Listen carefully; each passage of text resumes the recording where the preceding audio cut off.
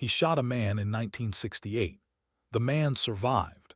For 50 years, Earl Morrison carried both of those facts every single day and could not decide which one was heavier.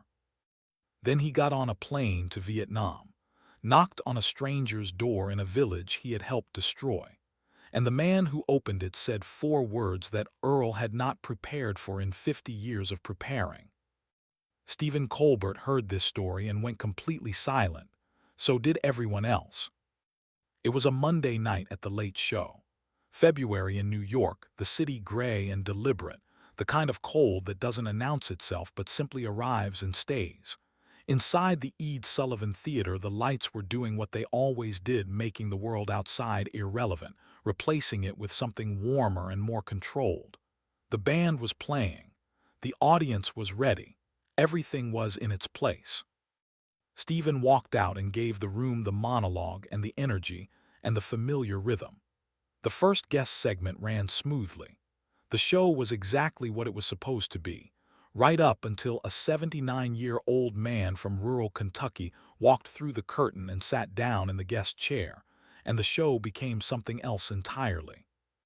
Something older, something that had been waiting 50 years to be said out loud. Earl Morrison had driven to New York from Harlan County, Kentucky, in a truck that his son had offered to replace 3 times, and that Earl had declined to replace 3 times, for reasons he considered self-evident.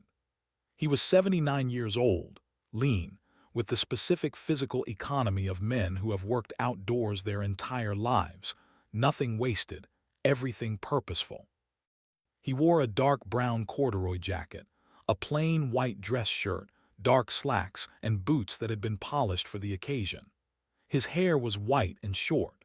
His hands were large and rough and entirely still in his lap as the production assistant walked him to the green room. He did not look at his phone. He did not look at the television monitor. He looked at the window. When the production assistant offered him water, he accepted it and thanked her with the specific courtesy of a man from a place where courtesy is not performance but baseline. "Long way to come," she said. "Yes, ma'am," he said. "Are you nervous?" He thought about this. "I've been nervous about this for 50 years," he said. "Tonight is just the night it's happening out loud." Stephen had read Earl's account twice slowly. He had made very few notes. Some stories don't need notes. They need only to be heard, which is a different kind of preparation, the kind that consists of clearing everything else away and making room. What he had read was this. Earl Morrison had been drafted in 1967 at the age of 22, had completed basic training, had been deployed to Vietnam in January of 1968, 2 weeks before the Tet Offensive. He had been in country for 6 months when the engagement happened, a firefight in a village whose name he had looked up afterward and memorized and has carried since. In the chaos and the noise and the specific unreality of combat, Earl had fired his weapon at a figure across a courtyard. The figure had fallen.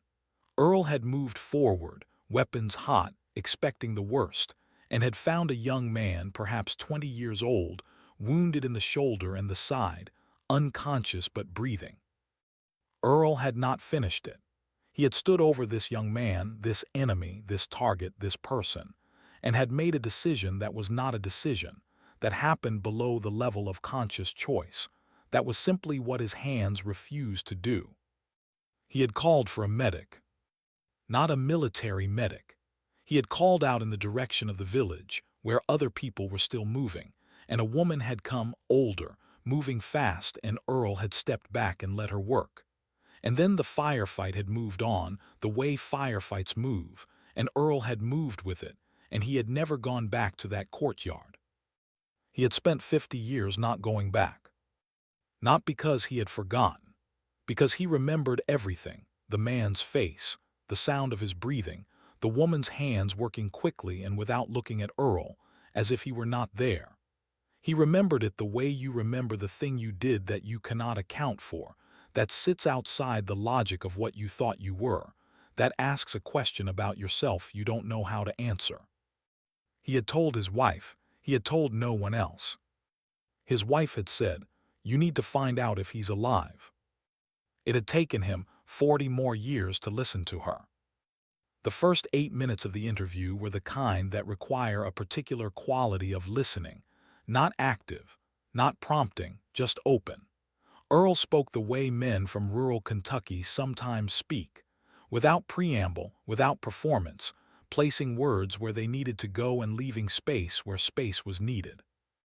Stephen did not interrupt, did not redirect, did not do any of the things television hosts do when they are managing a conversation. He simply listened, which was, as Roy had once said about him, harder than the talking. Earl described the war the way veterans describe it when they have had enough time and enough distance to stop protecting you from it, not graphically but accurately. The heat, the noise, the way time moved differently in combat, simultaneously very fast and very slow, so that you could remember individual seconds but lose entire hours. The way the body operated on a separate track from the mind, doing things the mind had not yet processed and would spend years processing later. He described the courtyard, the man, the decision that wasn't a decision. "I don't know why I didn't," Earl said. "I've asked myself that question for 50 years. I don't have a clean answer, I just didn't." "Does it matter why?" Stephen asked. Earl looked at him. "It matters to me," he said, "because I need to know if it was courage or if it was something else, if it was weakness, if I was just frozen." "What do you think it was?" Earl was quiet for a moment. "I think it was the first time in 6 months I looked at someone on the other side and saw a person instead of a target. And I think once you see that, you can't unsee it. So I didn't." Here is where the story splits. The first half. Earl Morrison had come home from Vietnam in 1969 with a body that worked and a mind that was doing the accounting that minds do after they have been through things they were not built for. He had not talked about it, not because he was ashamed, but because there was no language for it that felt accurate, and he distrusted inaccurate language. He had married, had children, had worked his land, had been, by the measures his community used, a good man and a solid neighbor and someone you could count on. Inside all of that, in the space that no measure reached, he had carried the courtyard. Not with guilt exactly, with incompletion, the sense of a thing that had not been finished, not the shooting, which he wished had not happened, but the after, the not knowing, the man on the ground whose face he could still see in specific detail, whose breathing he could still hear, who had either lived or died in the 50 years since that morning, and whose outcome Earl did not know and could not stop thinking about. His wife had said, "Find out." For years he had said, "How?" Then the internet had happened, and international travel had become ordinary, and Earl had run out of reasons why not, and had found, through a veterans reconciliation organization that specialized in exactly this kind of search, a name. Nguyen Van Lock, 72 years old, living in the village where the engagement had occurred, retired schoolteacher, married, 4 children. Alive. Earl had read the name on his computer screen in his kitchen in Harlan County, Kentucky, at 6:47 in the morning, and had sat very still for a long time. The second half, Earl had gotten on a plane for the first time in 30 years and flown to Vietnam, had hired a driver, had traveled to the village, rebuilt, green, almost unrecognizable from the place he had been in 1968, had stood in front of a house, had knocked on a door. The man who opened it was 72 years old, shorter than Earl, with a broad face and the specific stillness of someone who has lived a full life, and is not easily startled by what appears at the door. He had looked at Earl. Earl had said his name, had said what he was, had said what year he was there, had said, because there was no way to say it except directly, "I think I'm the one who shot you." The man, Nguyen Van Lock, had looked at him for a long moment. And then he had said, "I know, come in, I have been waiting for you." The studio was completely silent. Stephen had not moved. His hands were flat on the desk. His expression was the expression of a man who had read this story and thought he was prepared for it, and had just discovered that preparation and readiness were different things. He said he'd been waiting, Stephen said, 50 years. 50 years, Earl confirmed. His voice was the same, even, unhurried, placing words where they needed to go. How did he know? Stephen asked. How did he know it was you? He said he'd seen my face, Earl said. When I came forward after the shooting before I called out for help, he wasn't fully unconscious. He saw me standing over him. He said he spent years thinking about that face, the soldier who shot him and then called for help. He said he always thought that soldier would come back eventually. And you did, Stephen said. Took me 50 years, Earl said, but yes. What happened inside? Earl was quiet for a moment. We sat down. His wife made tea. We didn't have a common language. I had a translator, a young man from the organization, and we talked for 4 hours. What do you talk about? Stephen said carefully. In that situation. Everything, Earl said. Our families, our children, what we did after, what the war cost us each. He lost a brother. I lost 2 friends. We lost years, both of us. Different ways, but years. Did he forgive you? Stephen asked. Earl looked at him with those still eyes. He said he forgave me the day he saw me call for help. He said that was the moment. He'd been waiting for me to come because he wanted to tell me that the forgiveness wasn't waiting on my arrival. It was already done. I just needed to come collect it. The room made a sound. Not applause. Something below applause, the involuntary exhale of 300 people releasing something simultaneously. Come collect it, Stephen repeated. His words, Earl said. Through the translator, I've been thinking about them since. What have you decided? Stephen asked. Earl was quiet long enough for the room to understand the answer was real and not performed. I've decided, he said, that some debts can't be paid, they can only be acknowledged. You go, you knock on the door, you stand in front of the person and you say, I know what I did and I know what it cost and I'm here. That's all you can do. And apparently, a small pause, apparently that's enough. For some people, in some situation, by some grace I don't fully understand. Is it enough for you? Stephen asked. Earl looked at his hands. Those large, still hands that had done things 50 years ago he couldn't undo and had spent 50 years not undoing. Getting there, he said, closer than I was. Stephen leaned back slightly in his chair. The movement of a man who has been holding himself very still and is allowing himself, briefly, to release it. Earl, he said, can I ask you something that might be too personal? Go ahead, Earl said. Why now? You found his name when? 2 years ago. 3, Earl said. 3 years between finding the name and knocking on the door. What happened in those 3 years? Earl looked at him directly. My wife died, he said, 14 months ago. She's the one who told me to find him. 30 years ago, she told me. I waited too long to listen and she didn't get to know I finally did. The room was silent again. A different silence from before, heavier, more personal. So you went for her, Stephen said.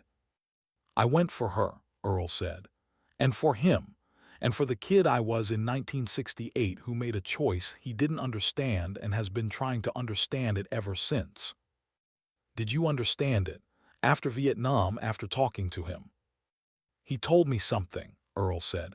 Through the translator, he said, in our tradition, we believe that the man who spares a life becomes responsible for that life. You have been responsible for mine for 50 years. That is why I was waiting.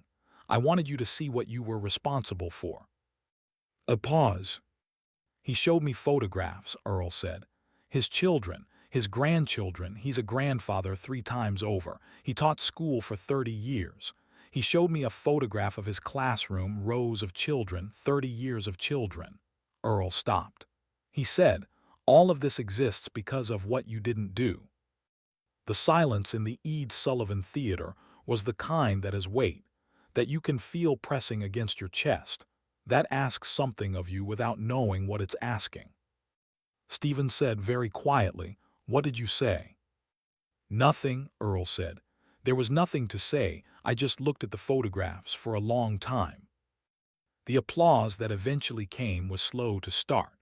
Not because the room didn't want to give it, but because the room wasn't sure the moment was over, wasn't sure that applause was the right response to something that had happened before applause existed as a concept.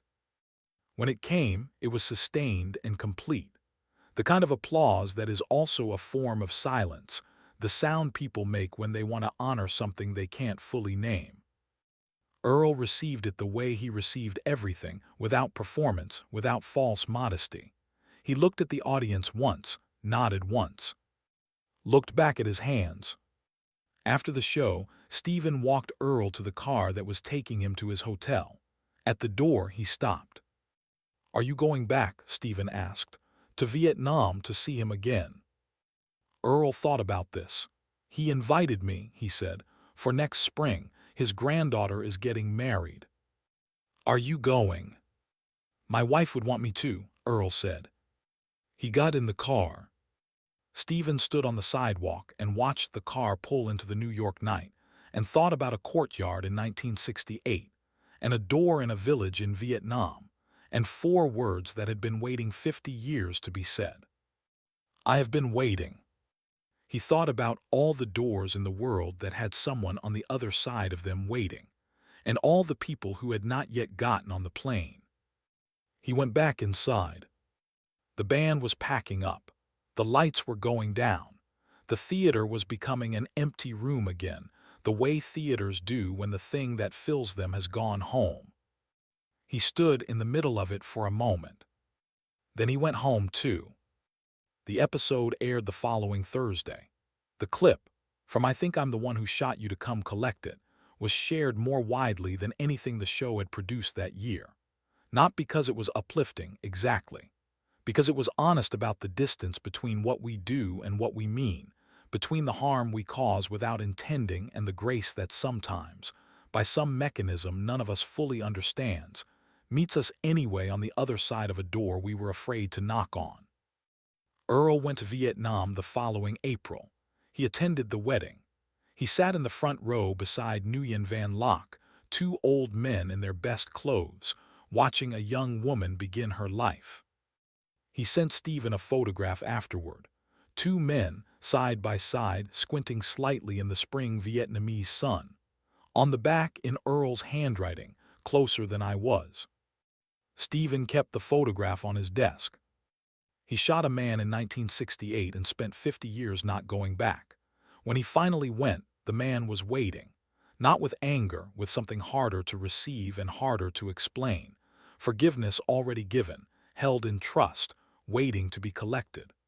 Earl Morrison knocked on a door in Vietnam and found out that some things don't need 50 years to resolve. They only need someone willing to make the trip.